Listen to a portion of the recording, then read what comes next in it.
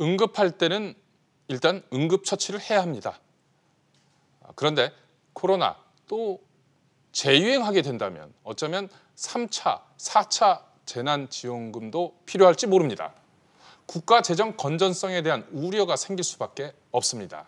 박연신 기자, 우선 지난 5월에 있었던 1차 재난지원금 어떻게 쓰였나요? 네, 지난 5월에 지급된 1차 긴급재난지원금은 식료품과 생활필수품 소비에 가장 많이 쓰인 것으로 나타났습니다. 민간정책연구소 랩2050이 조사한 결과 개인과 가구에 지급된 재난지원금 49%가 식료품, 휴지 등 생필품, 대중교통, 통신비에 사용됐습니다. 다음으로 많이 쓰인 곳은 배달 음식을 포함한 외식이었는데요. 이어 병원비와 의약품 등이 뒤를 이었습니다. 강상 기자, 이번에 이 4차 추경, 재원은 어떻게 마련되나요? 네, 더 이상 돈 나올 구멍이 없는 상태에서는 이 4차 추경을 편성할 때 적자 국채 발행이 불가피한 상황입니다. 네. 관련해서 이낙연 더불어민주당 대표 이야기 들어보시죠. 전액을 모두 국채로 충당해야 한다는 점, 빚내서 쓰는 돈을 매우 현명하게 효율적으로 써야 하는 압박이 더 커졌다는 점, 이러한 특징이 있겠습니다. 4차 추경 규모는 7조 8천억 원으로 정해졌습니다. 하지만 대부분이 국채 발행으로 조달합니다. 그래서 재정 건전성 훼손 우려는 더욱 커질 전망입니다. 3차 추경 후 국가 채무는 839조 4천억 원으로 치솟은 상태입니다. 강 기자, 국가 채무 이야기 좀 더 자세히 해볼까요? 네. 이대로 가면 곧 1,000조 원을 넘을 것이다, 이런 분석이 나오고 있죠. 그렇습니다. 한마디로 나라 재정에 고삐가 풀렸다는 지적을 무시할 수 없는 상황이 됐습니다. 앞서 말씀드린 대로 1차에서 3차 추경까지 반영하면 국가 채무는 839조 4천억 원, 이 4차 추경까지 하면 국가 채무는 850조 원에 육박하게 됩니다. 추경 편성으로 국가 채무 비율은 이미 40% 벽을 넘어섰습니다. 코로나19 여파로 세입 여건도 악화되고 있다는 점을 함께 고려하면 국가 채무 비율은 크게 뛰어오를 수밖에 없습니다. 채무 금액이 빠르게 늘면서 올해 추경 이후 2022년에는 국가 채무가 1,000조 원을 넘을 전망입니다. 박연신 기자, 지금 강산 기자 설명을 들으니까 급하니까 지금 워낙 위기 상황이니까 지원금이 필요하긴 한데 이 한정된 재원 때문에 국가 채무가 늘어날 수밖에 없다, 이런 것 아니겠습니까? 여기에 대해서 국민들은 어떻게 생각하고 있나요? 우리 국민 10명 중 8명은 2차 재난지원금 지급과 관련해 국가 채무, 우리 국가 재정이 우려된다는 의견을 밝혔습니다. 민간정책연구소 랩2050이 조사한 결과 43.4%는 재난지원금 수령 후 세금을 더 낼 의향이 생겼다고 밝혔는데요. 재정을 걱정하면서도 60%가 넘는 이들은 선별지급과 관련해 부정적인 입장을 드러내며 이 보편적인 지급을 해야 한다고 주장하기도 했습니다. 국가 채무 증가에 대한 전문가들의 의견은 어떻습니까? 네, 우선 미래 세대의 빚을 떠넘기는 짐이 될 수 있다는 지적이 있었습니다. 나아가 신용등급 하락, 또 성장 둔화 가능성도 있다고 우려하고 있습니다. 국가 채무가 증가를 하는데 그거는 결국 누가는 갚아야 되는데 그 갚아야 되는 사람이 미래 세대란 말이에요. 미래의 부담이 늘어날 수밖에 없고 성장이 계속해서 둔화되고 이런 효과를 갖고 오거든요.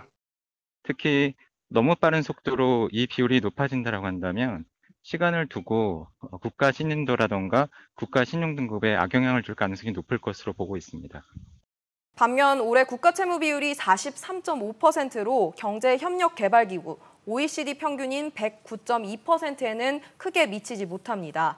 2024년 1,300조 원을 넘어 채무 비율이 58%가 되어도 OECD 평균보다는 낮다는 겁니다. 그러니까 우리 경제 규모가 이 정도 국가 부채는 감당할 수 있다, 이런 지적도 있습니다. 지금 시점에서의 GDP 대비 비중이나 이런 걸 감당할 만해요. 그 자체는요. 50%가 안 되잖아요. 다른 나라들도 비교를 해보면은 유사한 경제 발전 단계 1인당 소득 수준에 비하면 우리가 낮은 편이에요. 감염병 사태 때문에 피해를 보시는 분도 많기 때문에 그게 정부의 역할이기도 하고요. 결국 국가 채무, 절대적인 수치보다는 우리 경제가 얼마나 감당할 수 있느냐, 이 부분이 문제가 되겠군요. 강산 기자, 네. 이런 가운데 한국은행이 이 코로나발 경제위기로 인한 실업의 장기화 가능성을 언급했다고요. 그렇습니다. 한국은행이 코로나19에 따른 이 실업 장기화 가능성에 선제적으로 대응해야 한다고 경고했습니다. 한은은 지난 7일 발표한 보고서에서 코로나19 시대의 노동시장 화두로 실업 급증을 뽑았는데요. 한은에 따르면 OECD 회원국의 4월 실업률은 8.4%로 지난 3월보다 2.9%포인트 급등했고 한국의 6월 실업률 4.3%도 1999년 이후 6월 기준으로 봤을 때 최고 수준까지 올랐습니다.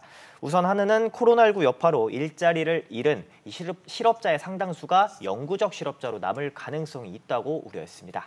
상당히 무서운 경고네요. 그렇죠. 이번 코로나로 인해서 직장을 잃을 경우에 계속 복귀할 수 없다. 네. 이런 걸 경고한 한국은행 보고서인데요. 강 기자, 그렇다면 이 코로나 이번 겨울에 또 한번 재유행할 수도 있다. 세계적으로도 또 유행할 수 있다. 이런 경고들이 나오고 있는데 이렇게 되면 앞으로 3차, 4차 재난지원금 가능성도 있는 것 아닌가요? 그렇습니다. 이제 말씀하신 부분 올겨울까지 코로나19 사태가 멈추지 않는다고 가정했을 때 이 3차, 4차 재난지원금 지급 가능성도 배제할 수 없습니다. 문재인 대통령이 맞춤형 선별 지원의 불가피성을 밝히면서 이 현재 위기 상황이 언제 끝날지 모른다는 점을 언급한 것도 같은 맥락으로 해석됩니다. 문 대통령 이야기 들어보시죠. 우리가 아직도 코로나 위기 상황을 건너는 중이고 그 끝이 언제일지 알 수 없다는 상황도 감안하지 않을 수 없습니다. 따라서 앞으로 이 상황에 따라 3차, 4차 재난지원금이 지급된다고 하더라도 재정 여건상 2차처럼 선별 지원이 될 가능성이 높아 보입니다. 관련해서 전문가 이야기 들어보시죠. 추가적인 재난지원금 지급 가능성에 대한 부분도 고려할 필요는 있다. 전 국민을 대상으로 하는 경우에는 효과에 비해서 실제 재원이 워낙 많이 소요되기 때문에 범위를 선별하고 그 부분에 대해서 지원을 집중할 필요는 있다고 생각됩니다.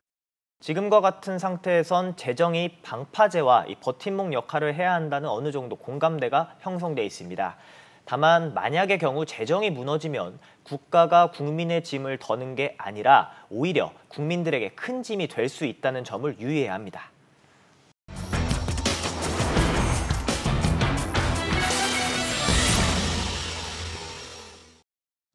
맞춤형 선별 지원. 어떤 경우든 지원의 경계선에서는 불만이 있을 수밖에 없습니다. 중요한 것은 사회적 공감입니다. 공감이 있어야 이번에는 못 받지만 향후 상황에 따라 나도 정부로부터 도움을 받을 수 있겠구나. 이웃이 어려움에서 벗어나면 내 경제 생활에도 도움이 되겠구나.